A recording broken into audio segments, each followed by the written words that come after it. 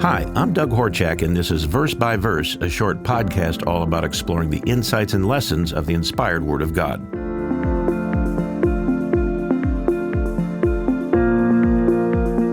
Today we will read some very encouraging words by King David in the Psalms.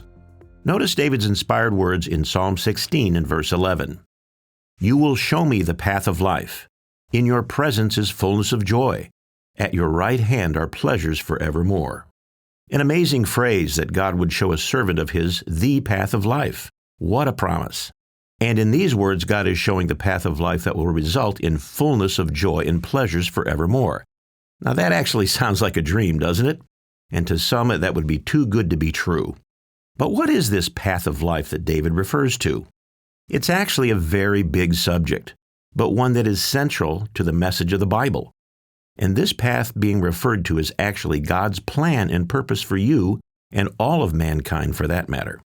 However, given the confusion, chaos, and darkness we see in the world today, such a declaration that there is a path of one's life that can lead to joy and pleasures forevermore may be a hard thing to believe. First of all, it's important to know that following God's path for us is based to a large degree on our personal actions and decisions. In Proverbs 3, verses 5 through 6, we read a bit more about this promise of God. It says, "Trust in the Lord with all of your heart, and lean not to your own understanding. In all your ways acknowledge Him, and He shall direct your paths." So we see that trusting in God and acknowledging Him and His ways in all that we do will lead to God fulfilling that promise. A promise to direct our path in life. In one sense, it's like knowing the right directions in order to get to a destination. Which brings to mind an incident many years ago when we first moved to the big city of Dallas, Texas, the time when my wife got lost. My wife would be the first to admit that she is somewhat directionally challenged and can find it all too easy to get lost sometimes. However, this day she was traveling 20 miles or so from our house to a location she had never been before, and she had to drive a few highways and freeways she had not previously navigated alone. But this particular day, she was confident that she would indeed get to her destination.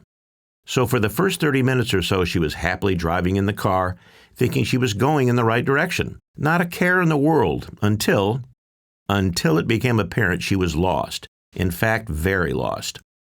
Disoriented while traveling down the freeway at 60 miles an hour going the wrong direction.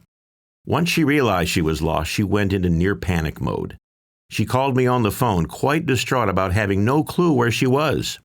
Needless to say, I calmed her down, eventually reassuring her of her location.